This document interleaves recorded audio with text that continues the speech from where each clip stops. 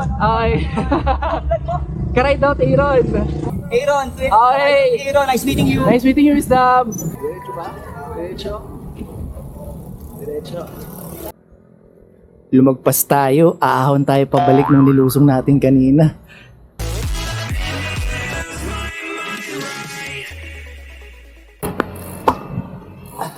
Lumagpas tayo sa sa skyline tayo. Mali.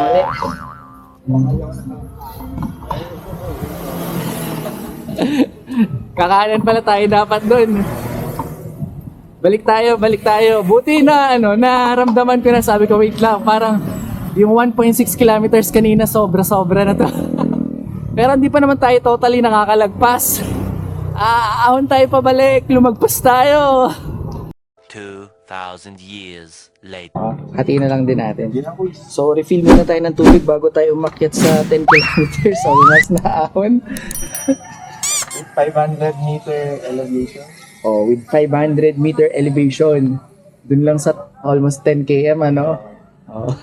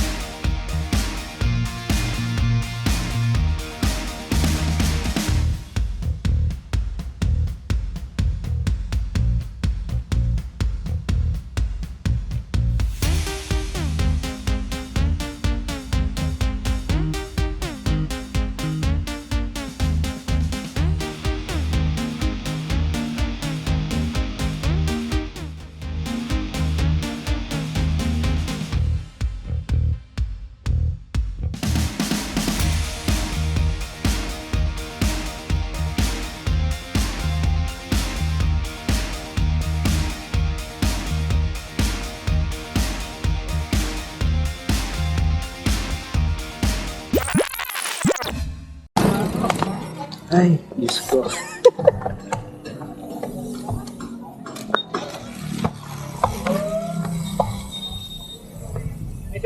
Morning, Doc. Akit po kami. Sige. Skyline. Shoutout kay Sir Arnold at saka kay Doc, Toys ni Doc. From Monta naman sila. Pakita mo lakas mo. Pakita lakas natin hanggang dito lang. Good morning mga ride out. Ngayon is the main landmark and highlight ng ating ruta ngayon. Hindi kumpleto ang pagpunta mo ng Albay Bicol kung hindi mo masisilayan ang ganda ng Bulkang Mayon. Maraming nagtatanong, gaano ba kataas ang Bulkang Mayon? Ito po ay rising of 2,463 meters or 8,081 feet above sea level. Yung Bulkang Mayon na to is geographically surrounded by 8 cities and municipalities. So ito yung Legazpi, Daraga, Kamalig, Ginobatan, Ligaw, Tabaco, Malilipot, at Santo Domingo.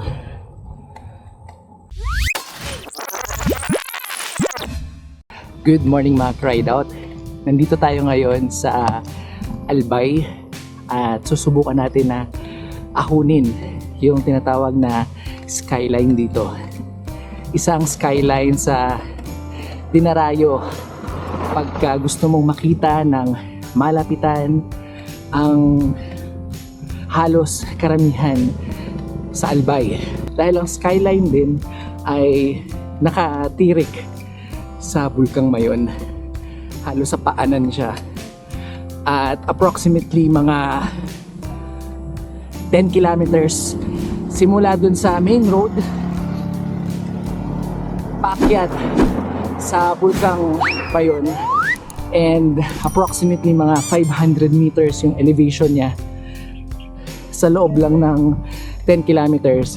Kuisilan 11% na. So parang napansin ko rin dito may mga Station of the Cross sa kalsada, and may mga pananim dito sa gilid ng kalsada. Meron pa tayong halos 5 kilometers na aahunin hanggang skyline. Taas.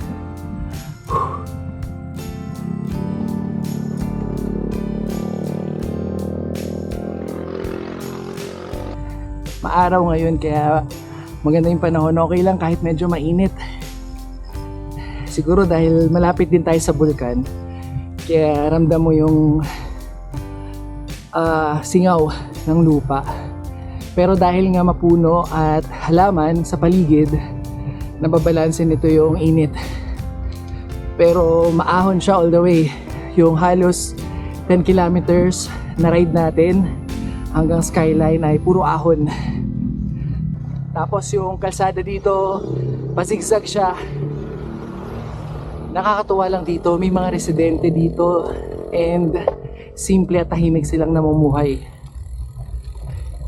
Tapos pagka tinignan mo naman dito sa right side, ito yung mga iba't ibang klase ng kabundukan dito sa may Albay. Matatanaw mo sila. May part na cloudy. Naalala ko mga ka-ride out, yung Maliko ride natin. Huwag niyong kakalimutan na panoorin po yun.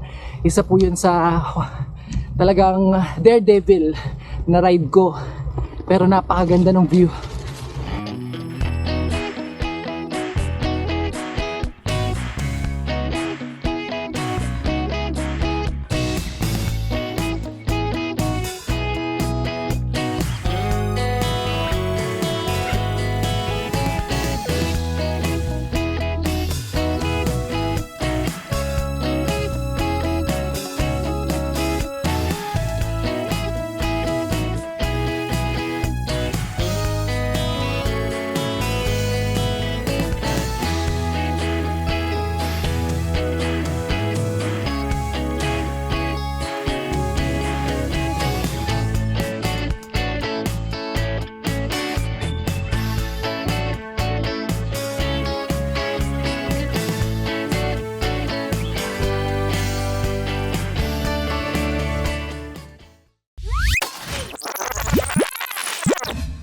Yung Linion Hills nga, gusto ko pa yung budulin dun eh. Kahit ako hindi ko kaya yun ng isahan tingin ko. Uy! Ano? Picture ba? Picture. Picture. Oh!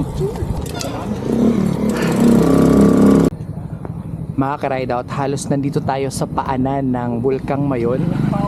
Tapos kung gusto nyong mag-check-in, meron ditong Sky Drive-In mismo halos sa paanan ng Mayon Volcano.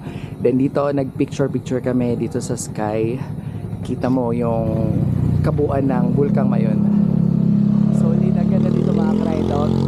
Mataas yung sikat ng araw pero mas okay na to kaysa sa makulimlim or madilim or umuulan na panahon. One thing pala na nagustuhan ko dito mga ka-ride out, spaltado yung kalsada. Kaya mamaya sa Lusong, samahan nyo kami as we take you to the beautiful, majestic mountain of Mount Mayon. Sa mga gusto po na subukan yung Skyline Ride, para may idea po kayo, para po siyang Sierra Madre na may combination po siya ng Sampaloc, Sierra Madre sa may Rizal, Marilake, even yung kanyang pagka form ng kalsada, approximately mga 10 kilometers with 500 meters elevation. Kayang-kaya naman, pacing lang tayo. Enjoy mo yung ganda ng lugar. 11% yung ako na yun.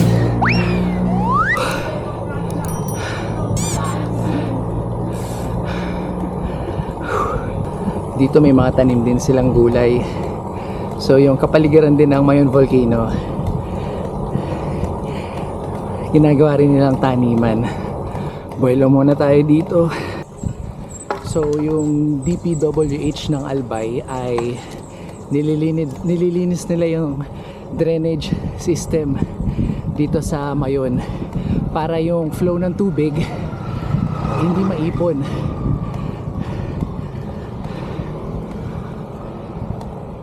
At hindi magbabaha. Ito pa yung isa sa magandang spot.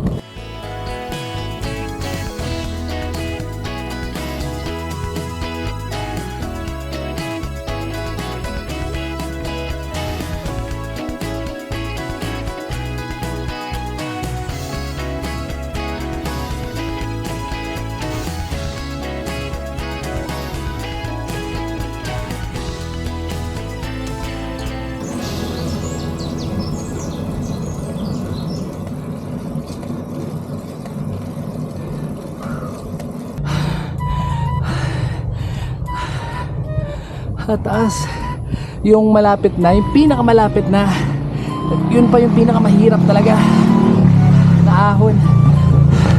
Ang bigat. Grabe.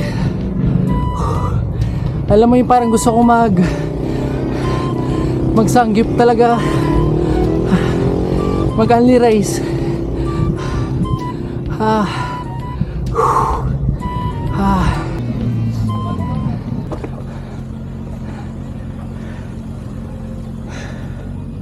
Sakit na likod ko.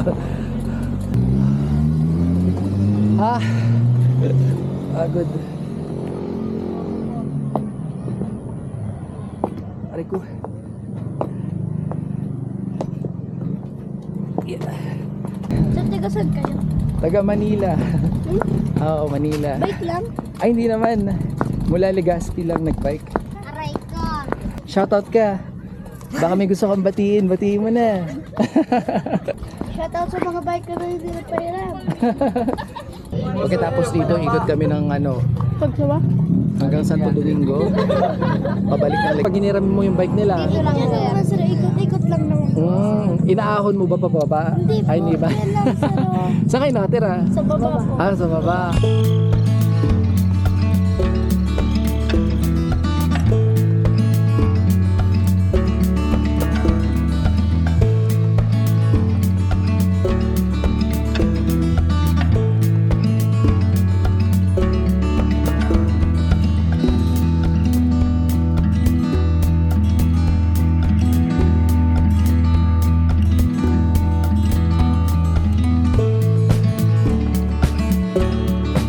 So, good morning mga ka-ride out. Nandito tayo ngayon sa may skyline at halos tanaw natin yung kabuuan or malaking parte dito ng Bicol. Dito sa left side, ay sa right side natin is yung karagatan. Piling ko may daungan dyan ng mga barko or bangka. And then dito sa left side natin, nandito naman yung mga kabundukan. At sa likod natin, matatagpuan mo yung majestic Mayon Volcano. Pero napansin ko dito sa side na to, dito may Skyline, Mayon Skyline Hotel and Convention Center. Hindi ko lang sure kung open siya, kung nagbubukas siya, pero doon din sa part na yun parang may grotto siya, yung aakyatin mo siyang paganon. Kaya napakaganda lang ng tanawin dito at sulit na sulit din talaga. Daming turista ngayon na nandito, nakakatuwa lang, and even yung mga lokal na nandito, excited silang makita ng mga turista. Kasi syempre ito yung pride and honor nila na mabisita yung kanilang lugar at makita yung Mayon Volcano. Pag-akyat natin dito sa may Hotel and Convention Center sa Skyline, yan, so may mga nagtitinda ng bonsai dito tsaka ng mga itak. Yan. Ito yung pinaka Hotel and Convention Center. Kumagana pa kaya to? Hindi ko lang. May nakita akong grotto dito pero hindi naman natin siya aakyatin. Ayun pala. Ayun yung grotto. Ayan, so ayun yung grotto. Hagdan siya. Ayun, Holy Rosary Mountain yung tawag sa kanya.